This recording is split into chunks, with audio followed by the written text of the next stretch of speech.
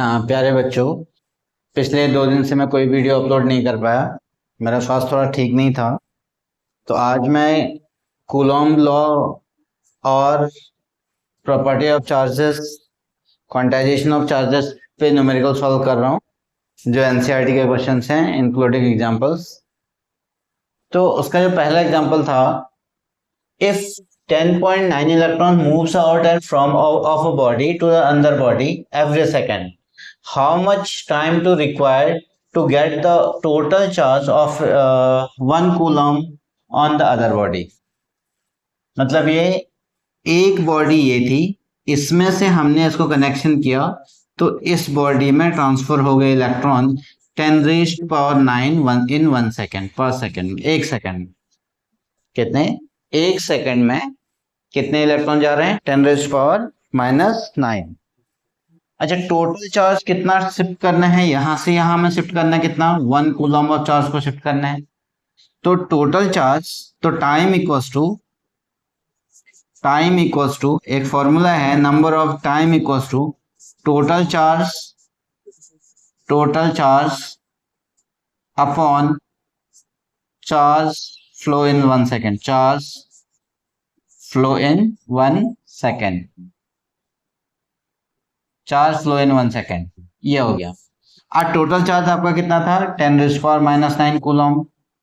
नहीं, total charge है 1 coulomb और इसमें कितना है? इन 1 सेकेंड में 10⁻⁹ इलेक्ट्रॉन।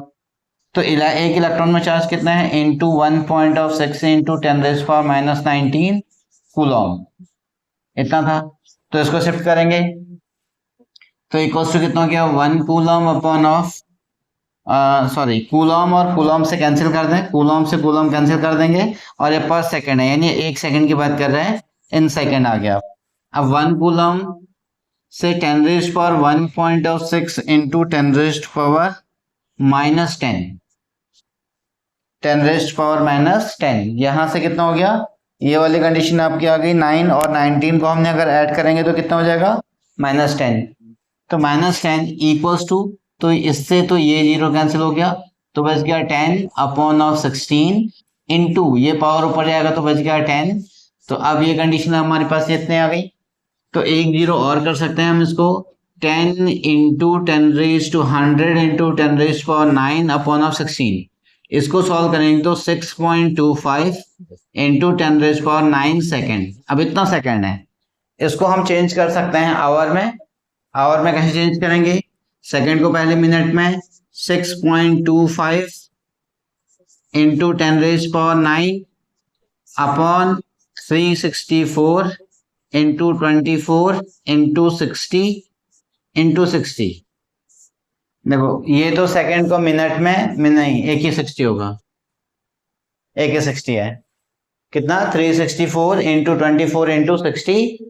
इसको हमने मिनट में किया तो 1/60 आया, फिर उसको हमने आवर में चेंज किया तो 24 हो गया, फिर उसको हमने डेज में कन्वर्ट किया तो 364 हो गया, तो दैट इज 1 ईयर।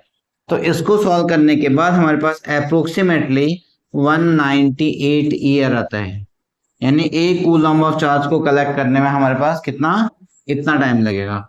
एक आंसर तो आपका यहाँ पे सही है और दूसरा आंसर आपका यहाँ पे सही है। सेकंड में करोगे तो ये, और आवर में करोगे तो, ईयर में करोगे तो ये वाली कंडीशन आपकी क्लियर आती है। अच्छा, नेक्स्ट क्वेश्चन कहना चाह रहा है, how much positive and negative charge are there in a cup of water. Question number to,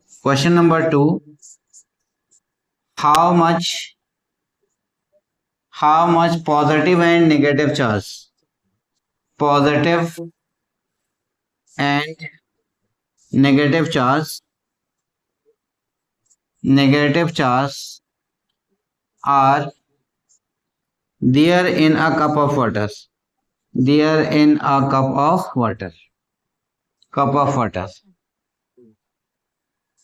ये क्वेश्चन है। अब how much positive and negative charge, कितना इसमें पॉजिटिव और नेगेटिव चार्ज है वो हमें फाइंड आउट करना है। तो इसमें सबसे पहले हमें क्या निकालना है? अब इसको सोचिए, एक cup of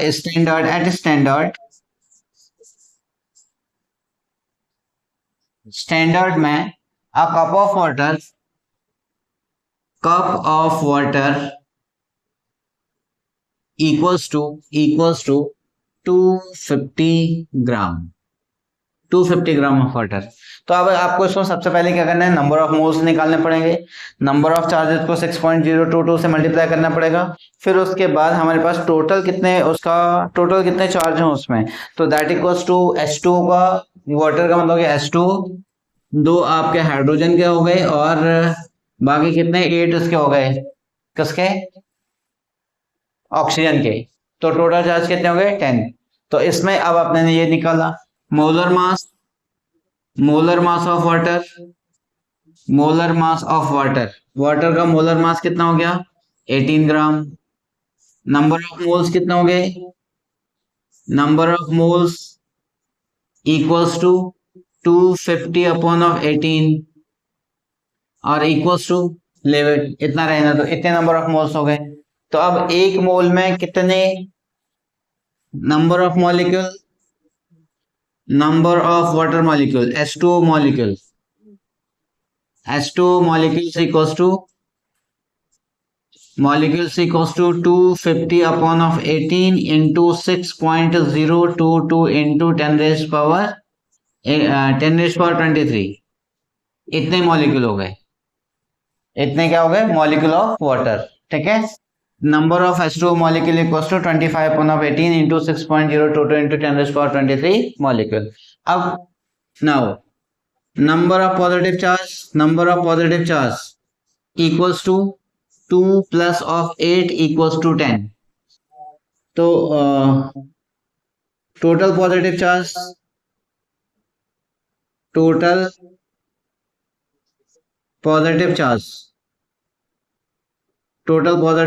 charge equals to 25 upon 18 into 6.022 into 10 raised power 23 into 10 into 1.6 into 10 raised power -19। कितना हो गया 25 upon of 18 into 6.022 into 10 raise power 23 into 10 into 1.6 into 10 raise power 19 coulomb. इतना टोटल चार्ज आ गया।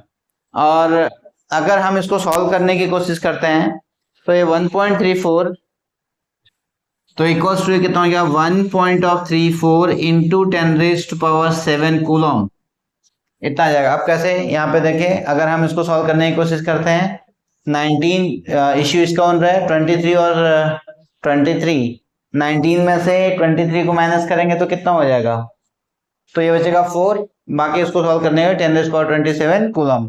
टोटल चार्ज इतना हो गया एक cup of water में, टोटल पॉजिटिव चार्ज। और वही कंडीशन इसमें है, टोटल कितने इलेक्ट्रॉन्स हो गए, now total electron equals to total negative charge is also, total negative charge भी इतना ही होगा। टोटल नेगेटिव चार्ज भी आपका कितना हो गया equals to 1.34 into 10 raise power 7 coulomb, क्योंकि जितने एज ए वाटर मॉलिक्यूल एक न्यूट्रल मॉलिक्यूल है, जितने प्रोटॉन्स होंगे उतने ही इलेक्ट्रॉन्स भी जनरेट होंगे इस कंडीशन में। होप दैट ये समझ में आ गया होगा। वीडियो को पॉज करके और क्वेश्चन को सॉल्व कर सकते हो। अगर किसी स्टेप में कोई दिक्कत होती है, कोई प्रॉब्लम क्रिएट होती है, तो आप मुझे कमेंट बॉक्स में जरूर दीजिएगा ताकि मैं उसको नेक्स्ट लेक्चर में उसको रिजॉल्व कर सकूं। और साथ ही अगर इसको सब्सक्राइब और लाइक भी कर दीजिए, शेयर भी कर दीजिएगा अपने दोस्तों में, ताकि आपको मुझे मोटिवेशन मिलता रहे और आपको वीडियोस प्रॉपरली मिलते रहेंगे।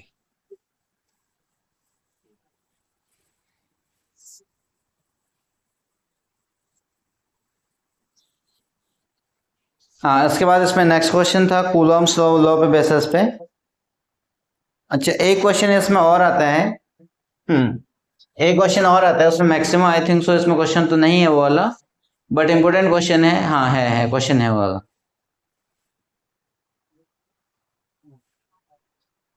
हाँ, अब एनसीईआरटी का 1.3 क्वेश्चन है, मैं इसको बुक से पढ़ के कर दे रहा हूँ। The Coulomb's law for the electrostatic forces between the 2 point charges and the Newton's law of gravitational forces between 2 stationary point charges both have inverse square rule dependent on the distance between them. Compare the strength of these determining the ratio of their magnitude for an electron and for a proton. and the two protons and the estimate the acceleration between to this. Okay. अच्छा, ये question क्या कहना चाह रहा है, यहाँ पे हमारे पास दो चार्जेज हैं, इस क्वेश्चन को हम पहले पढ़ेंगे। एक चार्ज यहाँ पर, एक चार्ज यहाँ पर है। पहली कंडीशन है इलेक्ट्रॉन और इलेक्ट्रॉन के लिए, पहली कंडीशन है as an electron and a proton, यहाँ पर P है और यहाँ पर E है, लेकिन दोनों में चार्ज क्या होता है, सेम होता है। Only the magnitude is going to different है, केवल मैग्नीट्यूड ही चेंज होता है, बाकी जो उसका नेचर सेम होता है। -1.6 इंटू 10⁻⁴ इलेक्ट्रॉन में और 1.6 इंटू 10⁻⁻19 प्रोटॉन में। और चार्ज सिर्फ फोर्स वेक्टर क्वांटिटी है, इसलिए वो चार्ज के नेचर के ऊपर डिपेंड नहीं करेगा, सिर्फ डायरेक्शन को रिप्रेजेंट कर रहा है बस। तो यहां से यहां तक है आपके पास r डिस्टेंस, और सेम यही कंडीशन, इसका मास है mp और इसका मास है, इसका मास हो गया mp और इसका मास हो गया me, इसका मास हो गया me। इन दोनों का डिस्टेंस भी कितना है आपके पास, r है। और ये कह रहे हैं दोनों इनवर्स स्क्वायर रूल को फॉलो कर रहे हैं। इसके केस में क्या हो गया, F equals to Fe equals to 1/4πε0 और E square upon of r square. और ग्रेविटेशनल फोर्स में Fg equals to G me into mp upon of r square, ये ग्रेविटेशन था। अब इसने कहा दोनों के फोर्स में हमें क्या करना है, दोनों का रेशियो निकालना है। किस किस का रेशियो निकालना है, क्वेश्चन कह रहा है कि me और Fe और mg का रेशियो निकालना है।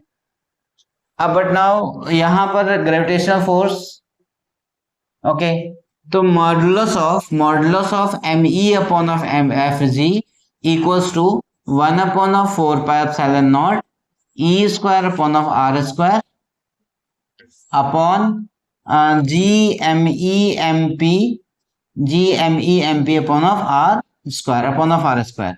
इसके r स्क्वायर से r स्क्वायर कैंसिल हो गया, और ये कंडीशन हो गया आपके पास E square upon of 4πε0 GME और MP। इसकी पूरी की कंडीशन आपको गिवन है।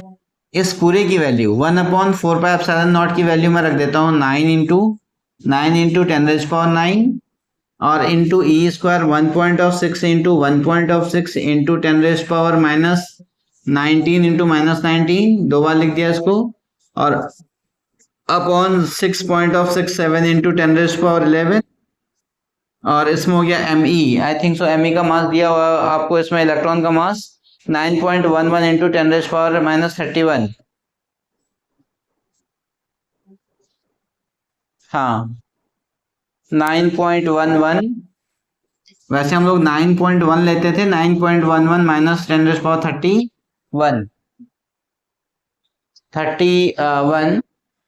me का मास है, और mp का मास है 1.67 into 10⁻⁻27, 31 into 1.67 into 10⁻27 kg, 27 kg minus 27 kg, ये ठीक है। जब हमने इसको सॉल्व किया तो इसकी जो कंडीशन आई है वो आ गई आपके पास। इसको सॉल्व करने के बाद 2.4 इंटू 10⁻39, 2.4 इंटू 10⁻39, इसका मैग्नीट्यूड, इसका कोई यूनिट नहीं होगी, Fa upon of Fg, electrostatic force to distance. अब नेक्स्ट में हमें इस पर निकालना है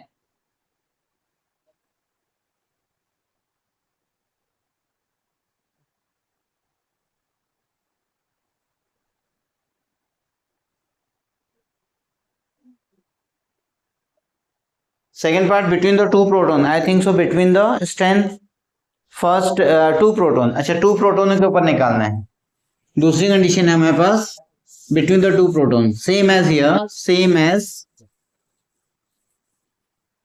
अब यहाँ पर ये दोनों जो चार्जेस हैं वो आपका यहाँ पे भी P है और यहाँ पर भी P है, दोनों साइड में P है, और इसके डिस्टेंस आपके R है। P का मतलब हो गया इसमें इलेक्ट्रॉन, आपके पास चार्ज E है, इसमें भी चार्ज E है, तो Fe upon of Fg modulus, इसका मॉडुलस कितना हो जाएगा 1.6, सेम वही condition, 1/4πε0 Q1 E square upon of R square, इसका हो गया एंड जी एम दोनों P, here the M P upon of R square से आर स्क्वायर कैंसिल, तो ये हो गया E square upon of 4 pi epsilon naught G M P square. तो जब हमने इसको सॉल्व किया तो ये हो गया 9 point into 10⁻⁹ into 1/6 into 1/6 into 10⁻⁻19 into 10⁻⁻19 upon G की वैल्यू 6.67 इंटू 10⁻11 10⁻11 और into M P square 1.67 1.67 into 10⁻27 ये हो गया। इसको जब हमने फाइनली अगर हम इसको कैलकुलेट करें तो टोटल की कंडीशन हमारे पास आ रही है 1.3 इंटू 10⁻36 1.3 इंटू 10⁻36 ये हो गया F E upon of F G. इसका बी पार्ट ये हो गया। ए पार्ट में कह रहा है बिटवीन इलेक्ट्रॉन और इलेक्ट्रॉन, इसका ए पार्ट कह रहा है between electron and electron, second part कह रहा है between of proton and proton. अच्छा, इसके नेक्स्ट क्वेश्चन की अगर हम बात करें इसी में, estimate the acceleration of the electron due to the electric force and their mutual interaction. ठीक है, इसका म्यूचुअल अट्रैक्शन का होगा। सेकंड कंडीशन हमें निकालनी है, इसमें एक्सेलरेशन निकालना है। एक्सेलरेशन निकालने के लिए हमें क्या करना है, सेकंड कंडीशन में आपने F equals to B part, इसका B part F E equals to 1/4 pi epsilon naught और E square upon of R square, E square upon of R square. और पहला एक्सेलरेशन निकालना है हमें स्ट्रेंथ में, estimate the acceleration of the electron and proton. अच्छा ठीक है, और यही कंडीशन आपकी प्रोटॉन के लिए, इलेक्ट्रॉन के लिए M E into of A E R equals to 1/4 pi epsilon naught Q E square upon of R square. I think so compare करना है।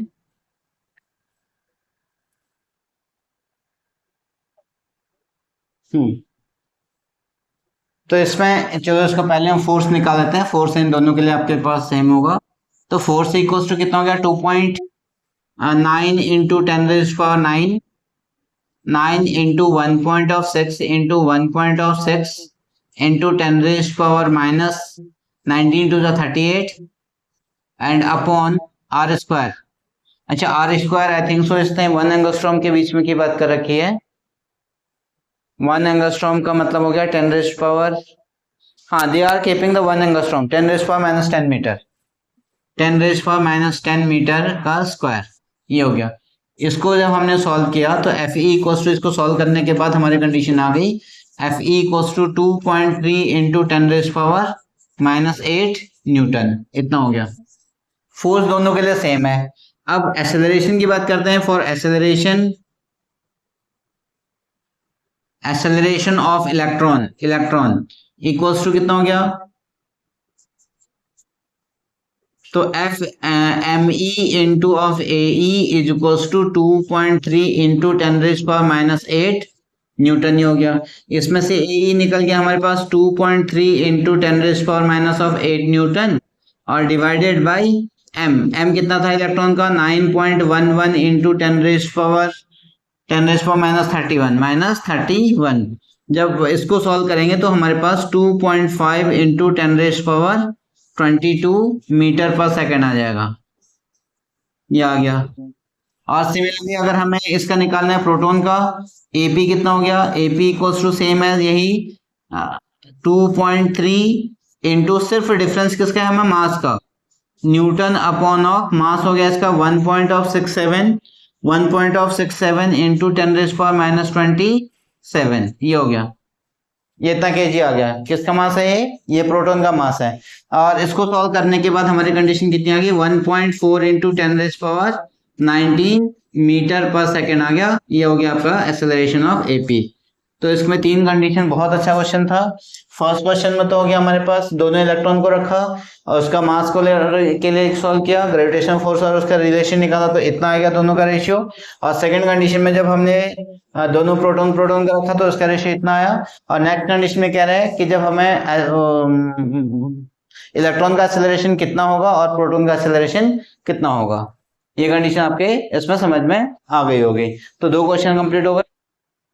ये कह रहा है अनचार्ज मेटलिक स्फीयर ए, अचार्ज मेटलिक स्फीयर ए, यहां पर एक मेटलिक स्फीयर था, एग्जांपल नंबर 1.4, एक मेटलिक स्फीयर है चार्ज, इसके ऊपर आपका कुछ चार्ज है Q, और सेकंड में इसके ऊपर आपके पास Q चार्ज है, और एक बी स्फीयर है, आइडेंटिकल स्फीयर है, इसके पास भी आपके पास Q डैश चार्ज है, दोनों हो सकता है दोनों सेम भी हो जाए, लेकिन यहाँ पे क्या कर रहा है Q डैश इसके ऊपर चार्ज है। अब फिर दोनों आइडेंटिकल है, इसके दोनों के बीच की डिस्टेंस कितनी है, दोनों के बीच की डिस्टेंस है 10 सेंटीमीटर। तो ये ध्यान रखना कि यूनिट हमेशा किसमें होनी चाहिए, मीटर में। तो यहाँ पे सेंटीमीटर में you have to convert into the metre, आपको इसको मीटर में कन्वर्ट करना होगा। और फिर next under charge metallic be insulated handle close to the A at there 10 centimetre soon to this one, insulated repulsion is noted, sphere A and B touch by the untouched sphere. अच्छा, फिर यहाँ पर एक आपका untouched sphere था identical, इसका untouched sphere Q equals to neutral charge, इसके अभी पास कोई भी न्यूट्रल चार्ज कोई भी चार्ज नहीं है, neutral charge C and D, okay C and D। तो फिर यहाँ पे आपको डायग्राम में दिया हुआ है, इसमें A वाले में C को रखा और इस वाले में D को रखा, इस वाले में D को रखा, और दोनों में अनचार्ज स्फीयर है, अनचार्ज स्फीयर, इसमें भी Q इक्वल्स टू 0 है, इसमें भी Q इक्वल्स टू 0 है। Then touch to the A and B closer to the A and 5 centimetre apart, then removed, ठीक है। अच्छा, अब पूरा क्वेश्चन मैं आपको बता दे रहा हूँ, दो मेटलिक स्फीयर थे, एक में चार्ज Q था और एक में चार्ज Q डैश था, दोनों को 10 सेंटीमीटर के डिस्टेंस पे रखा हुआ है, और एक चार्ज हमारे पास आया Q C वाला, ये है और ये B है, और ये बचेगा C और ये बचेगा D। इसको इसमें टच किया और इसको इसमें टच किया, फिर इसको टच करने के बाद इसने क्या किया कि इन दोनों स्फीयर को, यानी फिर से A और B को एक इसके आधे सेंटीमीटर पे रख दिया, A और B को अब इसकी डिस्टेंस कितनी रखी, तो दैट इक्वल्स टू 5 सेंटीमीटर पे रख दिया। तो भी कह रहा है कि दोनों के फोर्सेस में कितना फर्क पड़ेगा, ये क्वेश्चन कह रहा है, इसमें और इसमें फोर्स में क्या फर्क पड़ेगा, इसने ये कह दिया।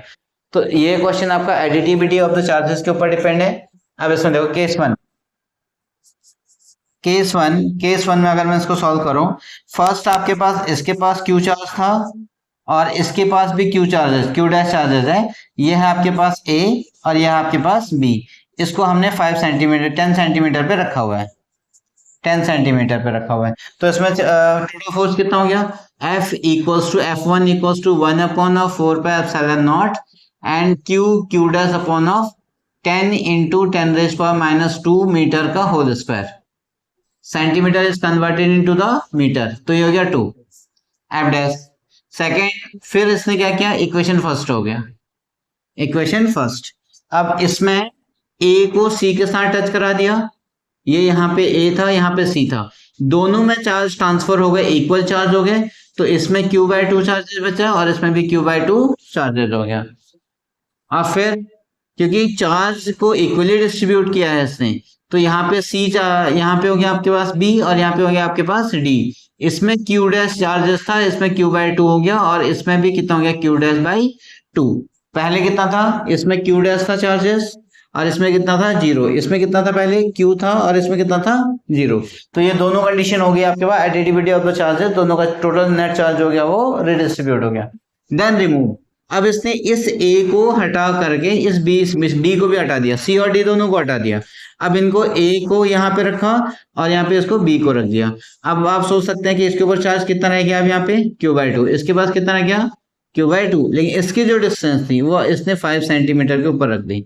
अब देखो F2 इक्वल्स टू कितना हो गया, यानी F डैश भी कह सकते हैं 1/4 pi epsilon not Q1 Q2 Q/2 into Q dash by 2 upon 5 into, अच्छा 5 को मैं ऐसे लिख सकता हूँ 10/2 इंटू 10⁻⁻2 का होल स्क्वायर। अब इसको कितना लिख दिया, 1/4 pi epsilon not Q into Q dash upon of 4 upon 10 का स्क्वायर, 10 इंटू 10⁻⁻2 का स्क्वायर और अपॉन ऑफ 4 से 4 कैंसिल, तो ये कितना हो गया equals to 1/4 pi epsilon naught Q dash upon of 10 into 10⁻⁻² का होल स्क्वायर।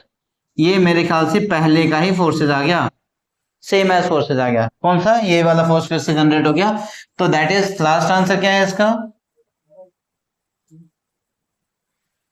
तो now F2 is equals to F1, तो that is no change in the force, that is no change in the force, no change in the force.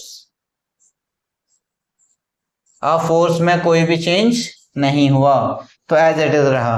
तो this question is on the based of the additivity of the charges, कि total charge आपका net charge सब सारे charges क्या हो जाते हैं, add हो जाते हैं। इसके बेसिस पे क्वेश्चन आपका जनरेट हुआ। होप दैट ये 4 क्वेश्चन समझ में आ गए होंगे। वीडियो बहुत लंबी हो रही है, इसलिए मैं बाकी कल कराऊंगा। और till then thank you, bye bye, and like and subscribe this channel.